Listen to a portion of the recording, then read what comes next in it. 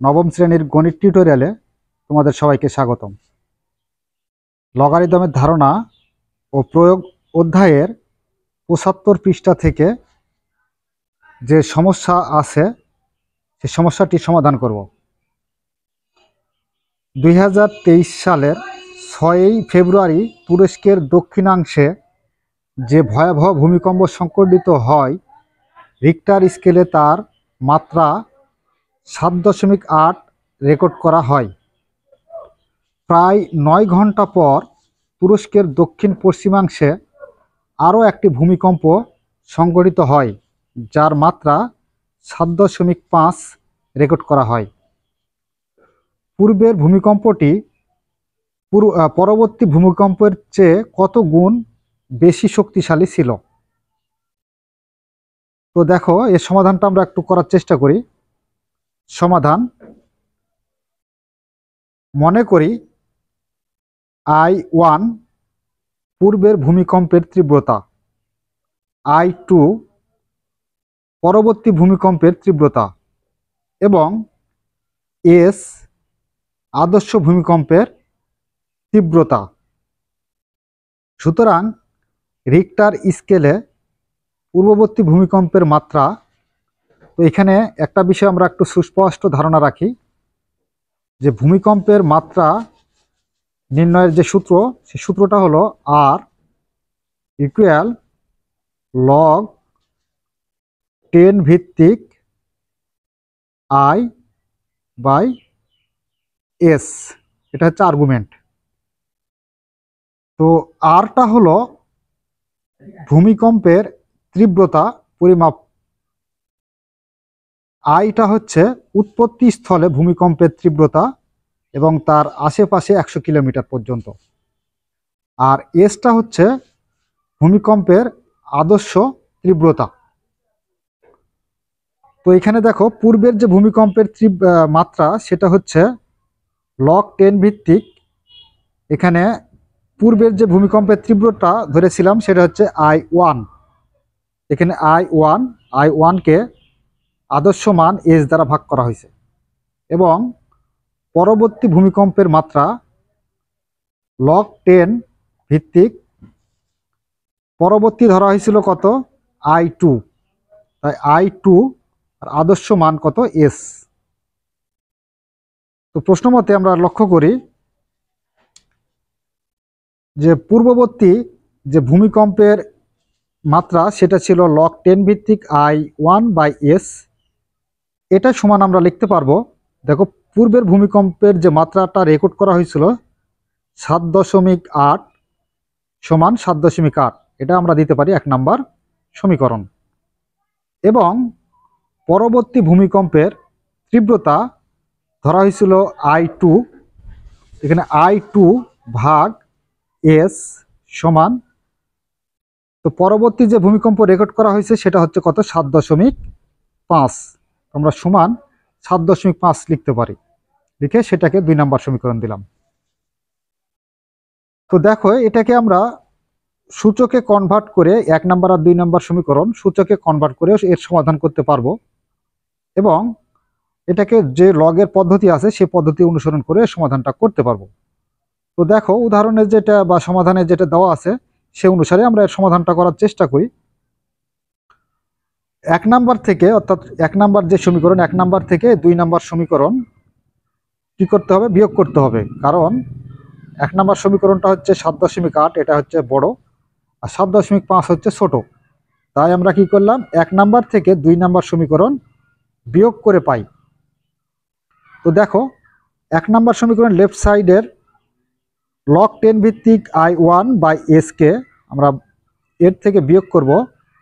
2 number সমীকরণের left side log 10 ভিত্তিক I2 by S, এটার থেকে এটা কি করলাম? আমরা বিয়োগ করলাম 2 নাম্বার সমীকরণ। এবার রাইট সাইডে যাই। 1 নাম্বার সমীকরণের রাইট সাইডে আছে 7.8, এই 7.8 এটার থেকে আমরা বিয়োগ করব 2 নাম্বার সমীকরণের সমানের রাইট সাইড 7.5, এ হলো 7.5। তো প্রিয় শিক্ষার্থীরা, এবার একটা বিষয় মাথায় রাখতে হবে আমাদের, যা এই সূত্রটি আমরা পূর্বে শিখেছিলাম। লগ মনে করো ভিত্তি 10, লগ 10 ভিত্তিক এ বাই বি, এটা হচ্ছে আর্গুমেন্ট। তো যদি এরকম আর্গুমেন্ট থাকে তো সেক্ষেত্রে আমরা লগের ক্ষেত্রে কি করতে পারি, এই যে ভিতরে যে আর্গুমেন্টের এখানে লব এবং হর অবস্থায় আছে, এই ভাগটাকে আমরা কি করে দিতে পারবো, বিয়োগ করে দিতে পারবো। তাহলে এটাকে লিখতে পারবো লগ 10 ভিত্তিক এ ভাগ আছে মাইনাস লগ 10 ভিত্তিক বি। এভাবে আমরা কি করতে পারি, বিয়োগ করতে পারি। তো দেখো এখানে লগ 10 ভিত্তিক I1, লগ 10 ভিত্তিক I1, এই ভাগটার জন্য আমরা কি করলাম, ভাগটার জন্য এখানে বিয়োগ লগ 10 ভিত্তিক এস, এই সেই এস।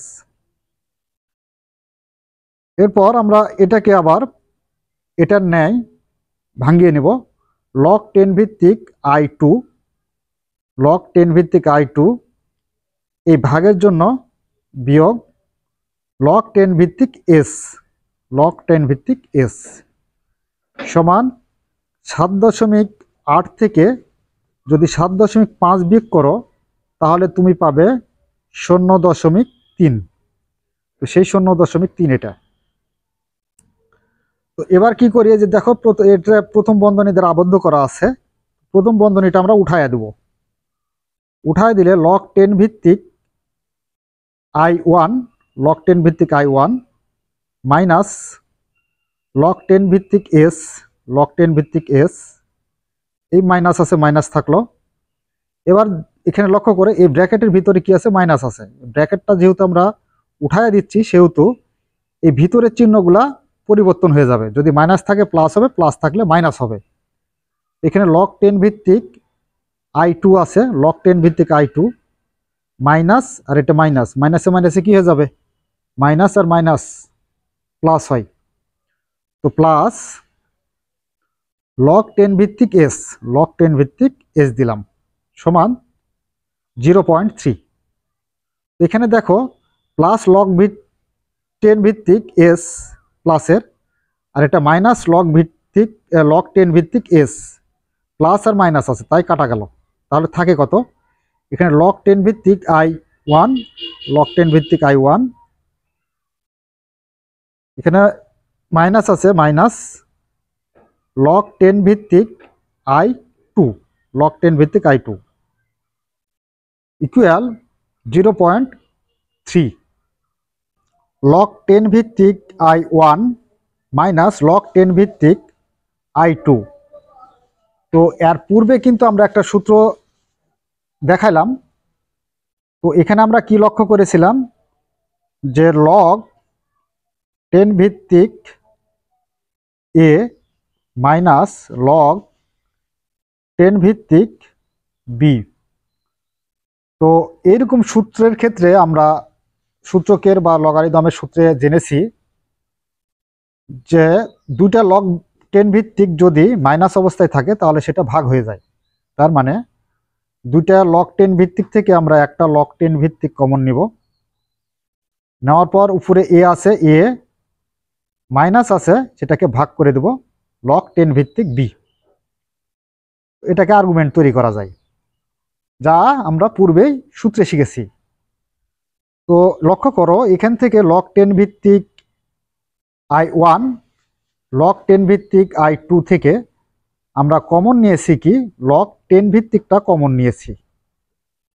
তো লগ 10 ভিত্তিকটা যদি কমন নেওয়া হয় তাহলে থাকে কি, I1 মাইনাস আছে, তো I1টা দিয়ে দাও, মাইনাস থাকলে কি হবে, ভাগ লগ 10 ভিত্তিকটা কমন হয়েছে, থাকে কত, I2 বাই I2 সমান 0.3 আছে, 3 থেকে গেল। তো এটা হচ্ছে আমাদের লগারিদম কাঠামোয় আছে। তো এই লগারিদমীয় কাঠামোকে এখন সূচকীয় কাঠামোতে পরিণত করতে হবে। তো সূচকীয় কাঠামোতে যদি একে পরিণত করতে চাও তাহলে তোমাকে প্রথমেই লক্ষ্য করতে হবে যে লগের ভিত্তি কত। লগের ভিত্তি হচ্ছে 10, এই যে 10ই হচ্ছে কি আমাদের লগের ভিত্তি। তো লগের ভিত্তি যদি 10 হয় তাহলে সূচকের ভিত্তি হবে কত, 10। তো সূচকের এখানে ভিত্তিটা আমরা 10 বসিয়ে দিই, দিলে আমরা পাবো কি, আর এখানে একটা বিষয় লক্ষ্য করি যে সমানের অপোজিটে যেই সংখ্যাটা থাকে 0.3, এটাকে আমরা কি করব, সূচকের উপর মানে ভিত্তির উপরে পাওয়ার করে দেব। তাহলে এই যে I1 এবং I2 এটা আর্গুমেন্টটা সমানের অপোজিটে আসবে। তাহলে আমরা পাবো এখানে I1 ভাগ I2, এটা অপোজিটে পাবো। তো দেখো এইভাবে এটাকে সাজানো হয়েছে। তো একটু উলটপালট হয়েছে, তো হোক, সমস্যা নেই, আমরা এই লাইনটা সরাসরি পেয়ে গেছি। তো দেখো এখন এটাকে আমরা কি করব, এই যে I1 বাই I2 সমান 10 ভিত্তিক 0.3। তো 0.3 যদি আমরা একে ক্যালকুলেটারে ভাঙাই তাহলে কত আসে দেখো।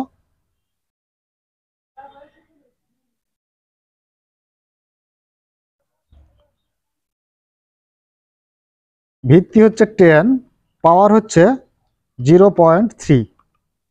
তো পাওয়ার করলে আমরা পেয়ে যাব 1.9952623 সামথিং, অনেক কিছু। তো দেখো আমরা সেটাই পাইছি, এটা পেয়ে গেলাম। তো এটাকে এই যে সমানের মতো একটু বাঁকা করে দেওয়া আছে, এটাকে বলা হয় অ্যাপ্রোক্সিমেটলি ইকুয়াল। তো প্রায় 2 এর কাছাকাছি, মানে 2 না, তারপরে একে বলা হচ্ছে 2 এর কাছাকাছি, তার মানে 2 ধরে নেওয়া যায়।